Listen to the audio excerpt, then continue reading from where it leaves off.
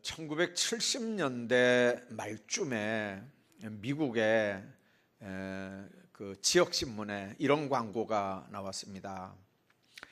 단돈 1불에 건물, 그러니까 아파트 한 동을 한 세대 한 칸을 드립니다. 그러나 반드시 본인이 들어와서 살아야 합니다. 이게 어디에 나온 신문이냐면요, 뉴욕 맨하탄에 있는 그 지역 신문에 나온 광고입니다. 단돈 1달러로 아파트 한 채씩을 준대요. 귀가 얼마나 번쩍 뜨이겠습니까? 근데 놀라운 건요, 1불이면 얼마입니까? 우리 돈으로 한 200원 하나요 요즘에? 한 1200원에 아파트 한 채를 준대요. 근데 문제는 그래도 그 아파트를 사는 사람이 없더라는 거죠. 내용은 이런 겁니다. 그 뉴욕시 안에 맨하탄이 있고요. 맨하탄 안쪽으로 이렇게 이제 상가들이 이렇게 밀집되어 있는데, 어느 날부터 흑인이 그 맨하탄 안쪽 골목에 들어와서 이제 살게 됐습니다. 흑인들이 들어오니까 동시에 이 백인들이 긴장을 하는 거거든요. 근데 흑인이 한 가정만 들어오는 게 아니고 한 가정, 두 가정 들어오면서 동시에 백인들은 동시에 그 동네를 이사를 빠져나가기 시작했습니다. 그 나간 집을 흑인이 사가지고 들어오고, 부자 흑인들이 사가지고 들어오고, 그리고 백인들은 자꾸 팔고 나가고서 순식간에 그 지역 전체가 백인은 쏙 빠져나가고, 나중에는 흑인들이 들어오는데, 처음에는 돈 있는 흑인들이 들어오다가 나중에는 흑인들이 돈 많이 없는 사람들은요 못 들어오는 거예요. 들어오고 싶어도. 이미 백인들은 다 빠져나갔고, 한 3분의 1 정도는 부자 흑인들이 들어와 있고, 나머지 한 3분의 2 정도는 빈 집으로 다 방치가 돼 있었어요. 흑인들은 돈 없어서 못 들어오고, 백인들은 그 동네가 겁이 나서 못 들어오고, 그러니까 빈 집으로 시간이 자꾸 지나가는 거예요. 그러니까 하다 못해서 뉴욕시가 아주 궁여지책으로 그 아파트 한 채를 1불에 파는데 단 조건이 반드시 본인이 들어와서 살아야 된다 하는 게 이제 단서 조항이었다고 그래요. 이제 문제는 그래도 거기 들어오는 사람들이 없는 거예요. 왜 그러냐면 이 흑인들은 알아요. 빈집 앞에 가마니를 펴놓고 거기 들어놓아서 잠도 자고 볼일도 보고, 그냥 페인트 이렇게 칠하는 거 있잖아요. 이 스프레이 페인트로 그냥 아무 집이나 벽에다 그림 그려놓고, 이 못된 짓을 하면 남의 차에도 막 그림 그려놓고 하면 백인들은 다 도망가는 거 알고요. 그 다음에 부자 흑인들도 이제는 더 이상 못 들어오는 거 알고요. 시간이 지나가면 그거는 이제 자동적으로 자기들이 이제 쓸 수 있는 그런 걸 그 사람들이 알아요. 그래서 더 심하게, 그러니까 1불이라도 팔고 이제 그렇게 하려고 했는데도 안 들어오는 거예요. 그래서 뉴욕시에서, 의회에서 이렇게 결정을 했대요. 이걸 그냥 깨끗하게 싹 밀어버리자. 다 밀어가지고 여기다가 뭐 공원을 만들든지 여기다가 뭘 하자. 이걸 깨끗하게 이 아파트를 완전히 싹 밀어버리자. 그랬는데 나중에 무슨 얘기를 하냐면요, 이미 그 안에 들어와서 노숙하는 사람들이 얼마나 많은데 그걸 싹 밀어버리면 문제는 그 사람들이 어디로 가느냐는 거죠. 어디로. 결국 그 사람들이 가는 데는 또 그런 동네가 되니까 할 수 없이 시의회에서 그냥 놔두자 이랬대. 그냥 놔두니까 그 가난한 홈리스 피플들이 그냥 거기 와서 그냥 죽치고 사는 거예요. 마약하고 못된 짓 하면서 그냥 아무도 거기는 공권력도 못 들어가요. 요즘도 미국 여행하는 분들은 꼭 그 지역을요 이렇게 잘 차로 그냥 쓱 지나가거든요. 가보면 정말 요즘도 똑같습니다. 길 양쪽에 마약 해가지고 마약에 취해서 그냥 대낮에도 들어놓지 않은 사람도 있고요. 그냥 막 이 마약에 취해가지고 뭐 이렇게 몽롱하게 다니는 사람들도 있고, 거기는요 총기를 가지고 있기 때문에 여행객들이 만일 빤히 쳐다본다든지 뭐 한마디 한다든지 이렇게 하면 바로 총 빼가지고 쏘는 데기 때문에 그쪽 지역을 관광하는 사람들은 아주 철저하게 단속을 해요. 절대 눈 마주쳐 보지 말아라. 그 사람하고 얘기는 무조건 안 된다. 그냥 쓱 지나가고 사람들이 있으면 곁눈질해서 그냥 보고 그냥 쓱 지나가는 거예요. 여러분들, 빈 집의 위험이 지금도 2019년 지금도 뉴욕 맨하탄 뒷골목은요 지금도 그렇습니다. 뭐 저쪽에 옛날에 깡패들 많았던 시카고나 그런 뒷골목은 말할 것도 없고요. 여러분들, 왜 그렇게 그렇습니까? 빈 집은 꼭 악한 영들과 연계가 되어 있습니다. 언제든지 그렇습니다. 빈 집이 악한 영들에게 어떤 영향을 미치면서 악한 영들은 빈 집에 대해서 어떤 영향력을 행사하는지, 이거는 옛날이나 지금이나 육신적으로나 영적으로나 똑같이 보여주는 말씀이기 때문에 오늘도 예수님이 그 비유로 지금 말씀하는 겁니다. 더러운 귀신이 사람에게서 나갔을 때 물 없는 곳으로 다니며 쉬기를 구하되 쉴 곳을 얻지 못하고 이에 이르되 내가 나온 내 집으로 돌아가리라 하고 와보니 그 집이 비고 청소되고 수리가 됐다 그랬어요.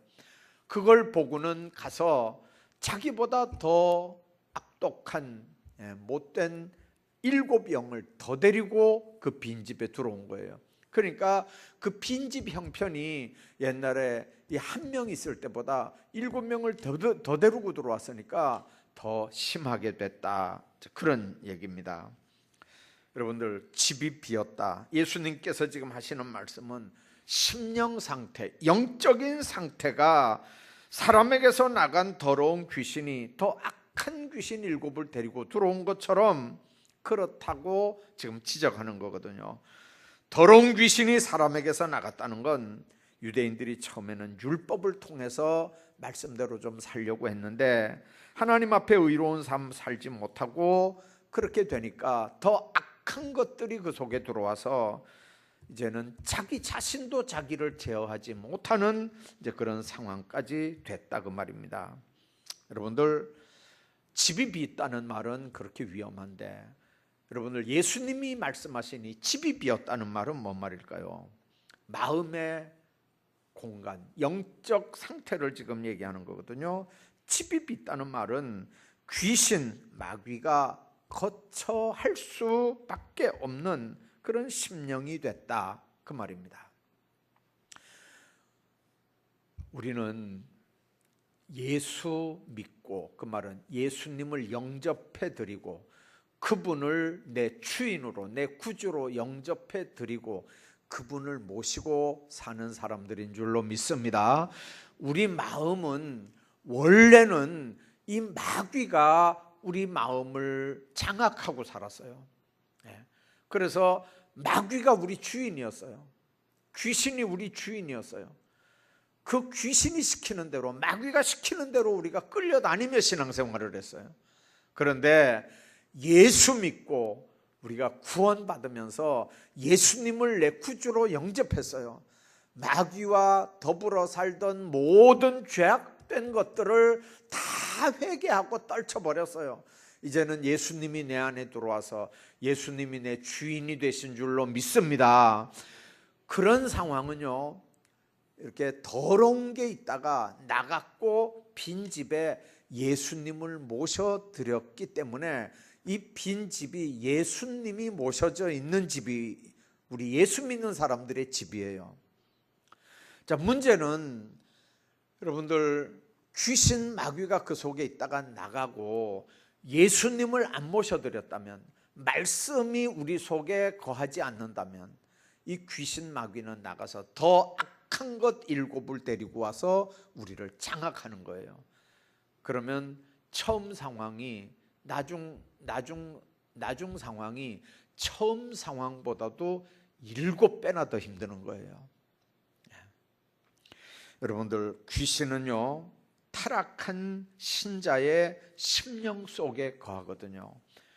귀신은 사무엘상에 보면 여호와의 신이 사울에게서 떠나 여호와의 부리신 악신이 그를 번뇌하게 했다 이래서요.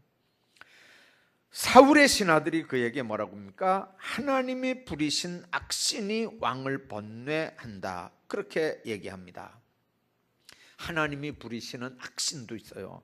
사울은 하나님이 그와 함께 할 때는 이스라엘의 초대 왕이었지만 그가 범죄하고 하나님의 영이 떠나니까 그 속에 악신이 들어와서 하나님의 신에게, 성신, 성령에게 이렇게 조종받고 다스림을 받고 통치받는 게 아니고 귀신에게, 악한 마귀에게 통치받고 다스림을 받으며 온갖 마귀가 시키는 대로 사는 거예요.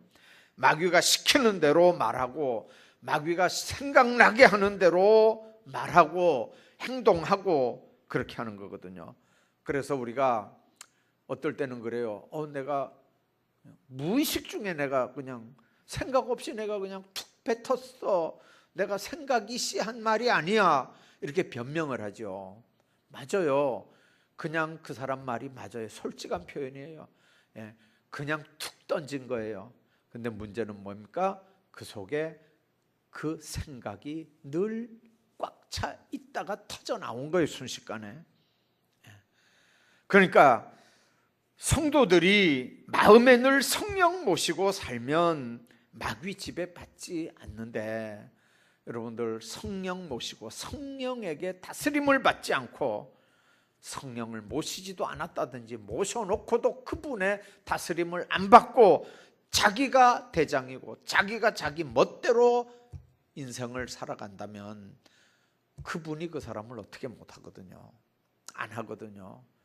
그러니까 여러분들, 내 마음에 성령 모시고 살지언정 마귀 지배받지 않도록 우리가 신앙적으로 깨어서 그렇게 살아야 됩니다. 귀신은 타락한 신자의 심령 속에 머물기 때문에 그래요. 뿐만 아니라 귀신은 불순종의 신자, 불순종하는 신자들의 심령 속에 머뭅니다. 에베소 2장 2절에 그런 말씀이 있어요. 그때 너희가 그 가운데 행하여 이 세상 풍속을 쫓고 공중 권세 잡은 자를 따랐으니 지금 불순종의 아들 가운데 역사하는 영이라. 불순종의 아들들 가운데 역사하는 영, 크게 세상 풍속을 쫓고 공중 권세 잡은 자예요.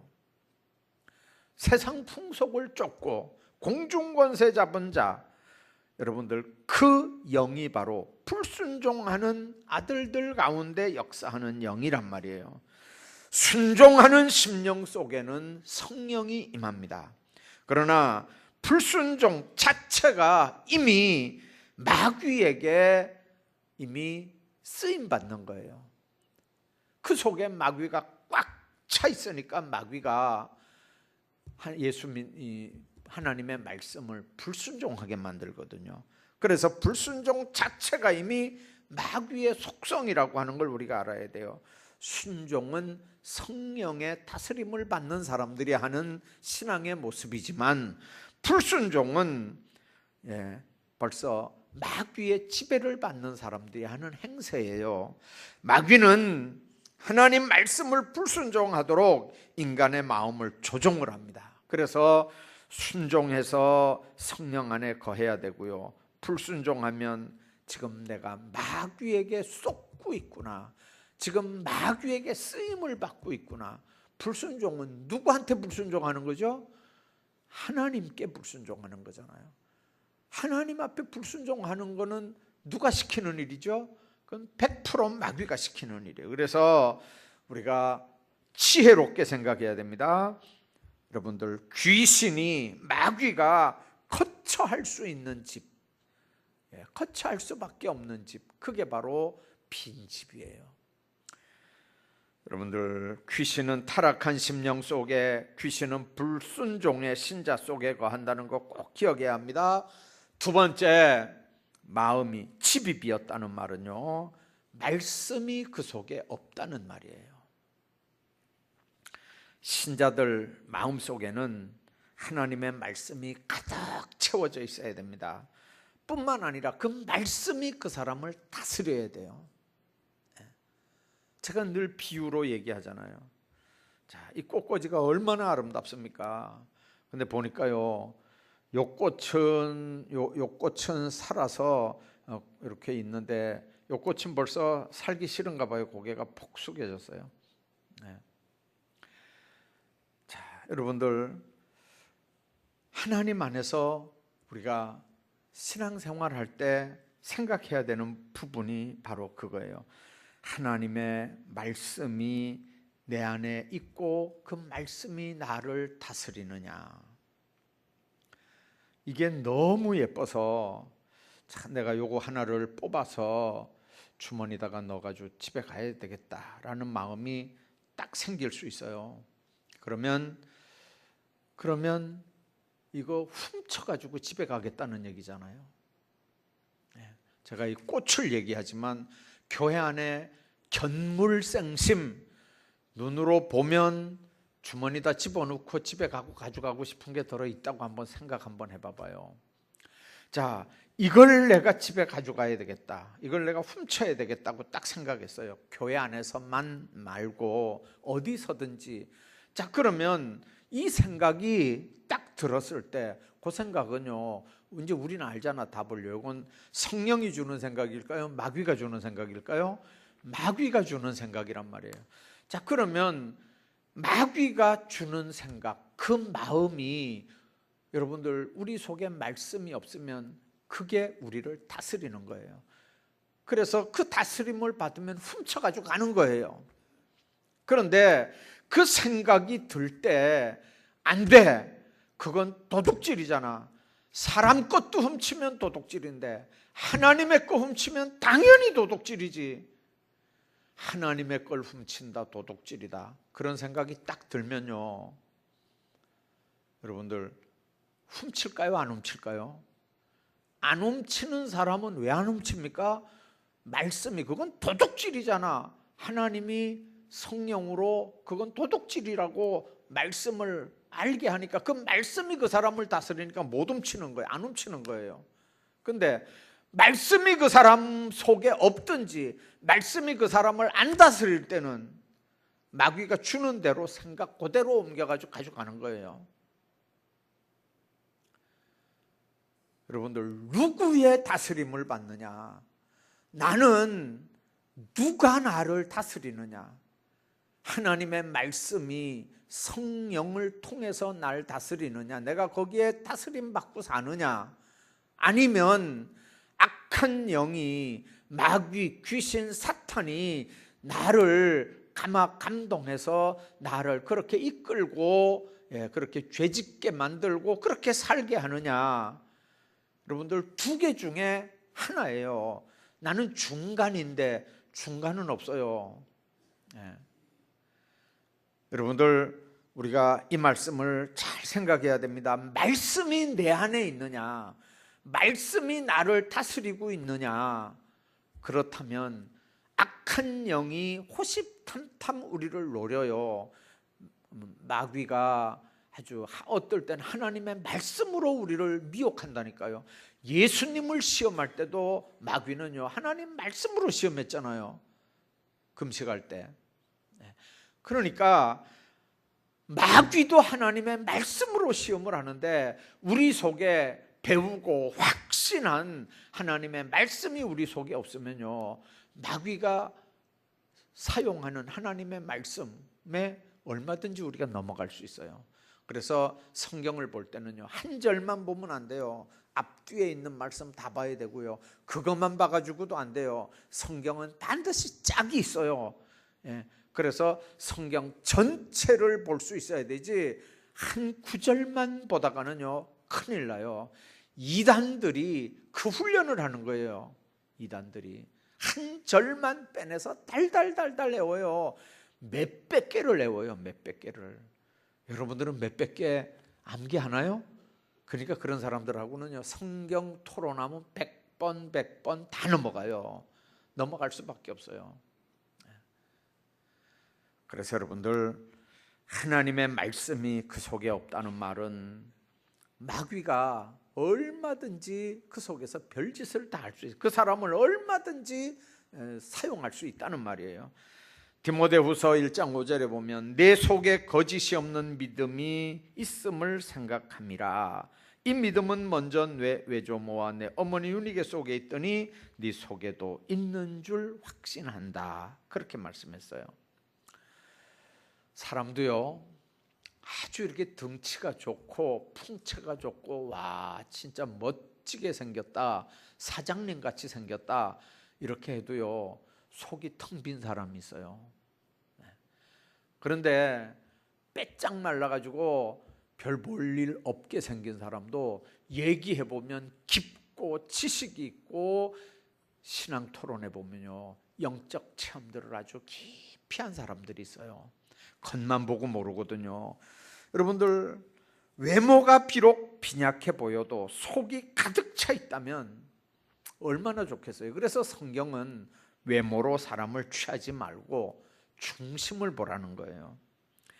여러분, 이 디모데는요 믿음의 내면이 있었어요. 금보다 더 귀한 믿음, 그 믿음을 펼쳐나갈 하나님의 은사로 충만했어요. 그래서 연소함으로 인해서 멸시를 당하거나 우습게 여김을 받지 말라는 게 디모데에게 바울이 했던 명령이거든요. 하나님의 말씀이 있으면요 절대로 무시당하지 않아요. 왜 그렇습니까? 말씀이 그 사람을 다스리기 때문에 그래요. 말씀이 그 사람을 깨닫게 하기 위해서, 말씀이 그 사람을 이끌고 가기 때문에 그래요. 말씀이 그 사람의 주인이면요 그 사람은 생명이 있어요. 낙심하지도 좌절하지도 않아요. 자, 뿐만 아니라 집이 비었다는 말이 뭔 말이냐면요 하나님을 향한 믿음이 비었다는 말이에요.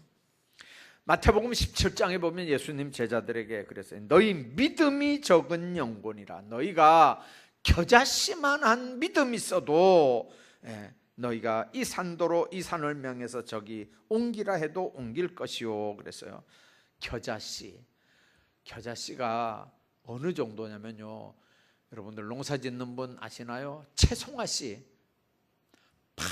파씨보다 더 적어요. 채송아씨 정도 돼요. 아주 눈 나쁜 사람 보지도 못해요. 그렇게 작은 씨인데 그게 싹이 나고 이렇게 자라면요 나중에 한 2m 이렇게 3m 이렇게 돼가지고 나무 새들이 와서 깃들이는 나무가 된다는 거죠. 우리 믿음이 그렇게 조금만 있어도 놀라운 역사들을 이루어낸다는 거거든요. 여러분들 마태복음 9장에 보면 예수께서 저희 눈을 만지시며 이르시되 너희 믿음대로 되라 그렇게 말씀합니다. 그러니까 그들 눈이 밝아졌다 그랬어요. 눈이 밝아졌다. 요즘 말로 하면 시력이 어느 정도 밝아졌을까요? 시력이 믿음대로 되는 거니까요. 만일 믿음이 좋았으면 2.0쯤 안 나올까요? 믿음이 조금 안 좋았으면 0.9밖에 안 나왔을지도 몰라요. 믿음대로 되는 거니까요. 여러분들, 성령을 마음의 주님으로 주인으로 모셨다면 절대로 빈집이 안 되겠죠. 예수 믿는 사람들은요 그래서 늘 성령 충만해야 돼요. 예수의 영이 우리 가운데 오면요 성령께서 하시는 일들이 얼마나 많은지 몰라요. 그 성령이 오실 때 성령이 너희에게 임하시면 너희가 권능을 받고 그랬잖아요. 권능. 그 두나미스라는 게 영어로는 파워라고 번역이 된 거예요. 여러분들, 예수님 제자들이 얼마나 비겁하고 겁 많은 사람들이었어요. 근데 마가 요한의 다락방에서 성령 받고 하나님이 주시는 권능을 받으니까 나가서 그 비겁한 사람들이요 담대하게 복음을 전했다고 그러잖아요. 성령 받으면요 담대해지거든요. 성령 받으면요 겉은 약한 것 같은데 속은 얼마나 단단한지 몰라요. 여러분들 예수 믿는 사람들은요 세상 사람들이 볼 때는 아주 나약해 빠진 사람들이에요. 아주 비실비실한 것 같아요. 그러나 예수 믿는 사람들처럼 강한 사람, 독종들은 없어요. 진짜 성령이 그 속에 충만하면요 어떤 악한 영의 역사들도요 절대로 견디지 못해요.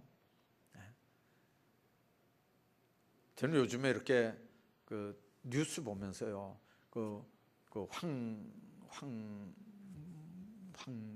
황교안 그분